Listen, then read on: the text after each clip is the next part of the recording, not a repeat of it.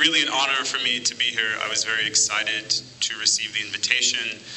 It's really great to be able to be in the region. Central Asia is now my home, so I live in Almaty. I moved in February to become a professor at Narhos University and to start a new research institute. So we are the first institute for prognos, prospective, futurologue in Kazakhstan, and one of the very few in Central Asia, if we include Pakistan and other countries more in that direction. So the Kazakh Research Institute for Future Studies is built around the idea that we need new values and new frames and new questions to do a better job at anticipating the challenges and the opportunities of tomorrow. I think actually the conversation around contradictions has been quite good. The emphasis on values is quite strong. I won't spend too much time around that, but I wanted to frame my approach to prospective. And I will say it's a bit nervous speaking after Terry, who's a living legend in foresight. So please, again, bear with me. This is how I explain to my father what I do. My father was an accountant for many years, and he doesn't understand that you can make a living talking to people about the future, but this is precisely what I do. And I like this quote by Michel Foucault. So I'm not a prophet. My job and futurologists don't predict the future. Terry has amazing data that gives us a forecast, but as we know, things can possibly change. My job really is to make windows, new ways of seeing things where there are walls. So we ask questions like, what's next? The most important question, and I'll spend a lot of time with this today, is what if? Can we get better at having not just an imagination, but an ethical imagination to help guide us towards a more preferred future?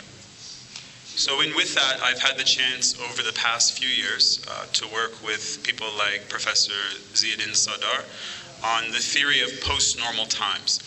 Now, you might have heard the idea that there's a new normal, right? That we have created a different age.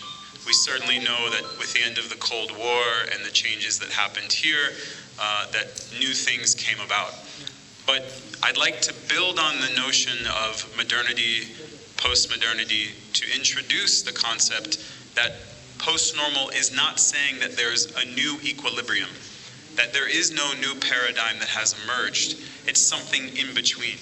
And so on the next slide, you'll see this is the center in the Institute. The next slide, please. There are a few ideas that help to define this notion. The one is what we've already been talking about all day, I think. How do we confront? How do we navigate? And I think it's important to use that term rather than manage. How do we navigate complexity? I was fortunate to live in Hawaii for 9 years, where I completed my master's and my PhD. And living on an island surrounded by nothing but water for thousands of kilometers in every direction changes how you think about life and the world. You start to imagine the relationship between things very differently. The sort of seasons of the ocean, and again, when you live there, you become acclimated to them, start to transform your thinking. And Hawaii itself is a very unique place. It's America, but it's not America. There's a large Asian population, there's native Hawaiian communities, millions of years old, the ecosystem, so it's a quite unique and special place. And it helped shape a lot of my thinking, but also I think this theory. So we obviously live in a really complex world. The next, if we go down, is something we've already been talking about. How do we confront and deal with contradictions? Contradictions that emerge from complexity, but also contradictions that help to create more complexity. And then finally, and I think this is sort of the elephant in the room so far, is how do we refrain and how do we keep from heading towards chaos? Now, chaos is a word that strikes us in our guts. When we hear this, we think it's negative. And certainly if we're living in chaotic times, we feel that way. But the history of the term is actually not necessarily value-laden, which is to say that chaos means that something is ending and something else is beginning. And I think taking that approach to chaos, similar to the way that a forest fire has a certain natural cadence, right? If there's too much undergrowth, if there is imbalance, then the potentiality for a forest fire to wipe out potentially an entire ecosystem will be heightened. So that's, I think, how I'd prefer to think about these three together. And so what really Postnormal Times is saying, next slide please, is it's not just one of these things, but it's the interrelations between these things. This is what creates the post-normal and is keeping us, I think, from the new normal. Next slide. So Zia Sardar defines it as an in-between period where old orthodoxies are dying. New ones have not yet emerged, and I think this is the most important point. We feel discombobulated. We feel this disequilibrium. As we heard earlier today, we're living in the time of post-truth. We're living in an age where fake news and the plasticity of truth itself is not something that's being debated. It's now talked about as front-page news. We have accepted the fact that this is the world of today. And I think, again, we don't find ourselves in a new normal. We're in more of a nascent, emerging state. Next slide. So what is driving and what makes these even worse are these two forces that I think very much relate to education and the conversation we've been having. That is the drivers of uncertainty and ignorance.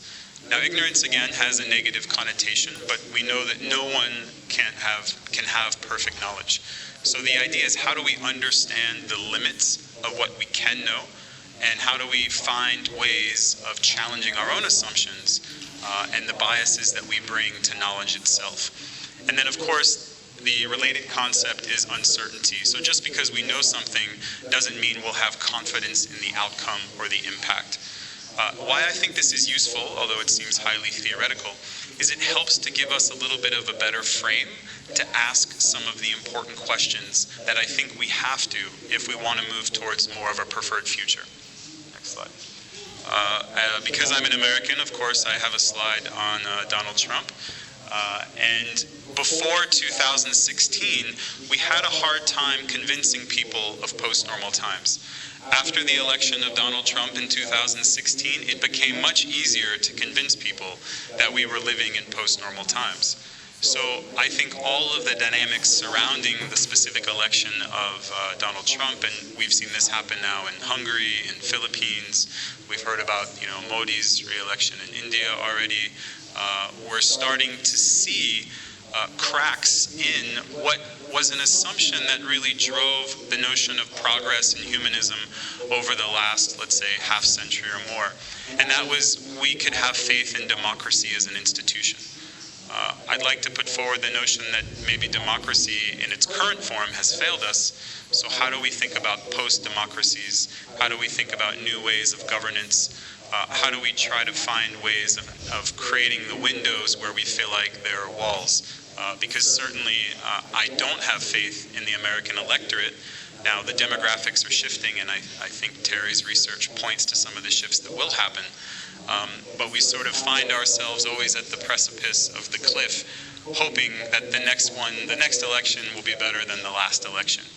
And I think to quote The Who, we don't want to be fooled again, and we keep meeting the new boss who's seemingly worse than the old boss. So this is often the reaction. We throw our hands up. We sort of smirk to one side. If you're not familiar with this is very popular on Twitter and social media. It's a bit of a meme. And I think actually what I like about this is it also captures a sensibility that I've witnessed around the world working with youth. So in the last 8 to 10 years, I've worked in about 40 countries, a lot across Eastern Europe, Southeast Asia, a bit in the Middle East, Africa, the Americas as well. And the reliance upon this kind of sensibility, I see common among globalized youth culture. And I wanted to bring that to bear on the conversation. So I wanted to mention and spend a little bit of time in the kind of the what if space, because I think the most important thing we can do is take seriously the radical possibilities that we're facing. The Intergovernmental Panel on Climate Change publishes a large report every 4 or 5 years or so. And this is actually in relation to AR4, so the previous forecast. They are notoriously conservative. In fact, they make an effort not to push the envelope too far, but to take the best available data, the best available science, and then to provide forecasts for that. So this is from a report on extreme weather. And as you can see here, it says that perhaps as soon as the 2080s, as many as 5.2 billion people who are living in low-lying coastal regions. So that's everywhere from, let's say, the Netherlands to Bangladesh, to also places in East Asia, potentially could be vulnerable to things like storm surges or other extreme weather. So I mention this, let me go to the next slide, because we saw what happened when there was a refugee crisis that accelerated towards chaos in Europe over the past, let's say, 5 to 7 years. Now, the crisis around refugees in the Mediterranean has been happening for a long time, but when you had refugees taking up space in train stations, people started to really take notice. And so the idea, for the next slide, that we could live in a world where we don't have millions, but billions of climate refugees is nearing the unthinkable. We actually don't have any historical precedent for what this looks like. And it's neurologically difficult for us to comprehend what that means. So again, I think the opportunity of the post-normal is to try to take complexity, to try to take contradictions, to try to take chaos, and to try to have it be framed in ways that really force us to ask very large and difficult questions. I think for the sake of time, I'll skip the jellyfish example, except to say, we'll stop here, that I actually prefer this bit of a neologism, a different term. So we know that global warming is sort of the official term. Climate change has been used. Now we're starting to see extreme weather. But I like the term global weirding because it really captures, from my view, what is going to happen. Things are going to get weird. The systems and the structures, both natural and human, that we take for granted, whether we're talking about the international shipping that sometimes brings our fruit that we like, so maybe bananas come from a faraway place, or the reliance that we have upon exports, depending upon where we live, could fundamentally be disrupted. And you can see in the background not too well. It can be disrupted by things like jellyfish. So jellyfish will sometimes do what's called blooming, where thousands will come together in a coastal area. And they have clogged nuclear power plants in countries like Japan, India, Israel, Sweden. They've done this also at coal power plants in the Philippines. They are affecting fishing in the Mediterranean and the Adriatic. And after doing a little bit of research, I also saw that they're impacting fishing in the Caspian as well, so a little bit closer to home. Now, jellyfish have always done this, and they've done this for millions of years. But when you make the oceans and the seas warmer, when you make them more acidic, you create the further conditions for increased jellyfish blooms. And this is precisely what is happening with climate change. And we talk about the Amazon, and I'm glad Terry mentioned that as the sort of lung of the world. The oceans obviously are critical for that as well. And I think the extent to which we fully understand the potentiality for larger dead zones, but also for a complete transformation in oceanic life systems is, again, it's not a new normal for us, it's truly a post-normal. I'll then mention this because I was really glad to hear a bit about the fourth industrial revolution, artificial intelligence, and I think this is an extraordinary example. So this is Lee Sokol. He is a Korean Go master. For those of you not familiar with Go, it's an extraordinary game played very simply with black and white sort of pebbles on a board. It's far more complex than chess. There are literally millions of moves. So Google created an artificial intelligence, and essentially it beat Lee Sokol, who was the world's top player.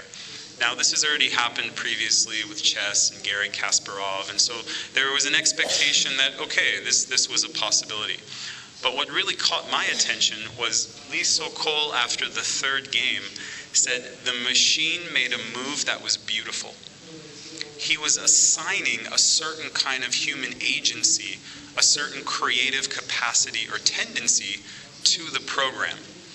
Now, obviously, when we think about potential shifts in humanity, we know that algorithms and technologies like that are having an impact on our lives in ways that maybe we don't see and feel directly. And we know that we're on the cusp of further automation.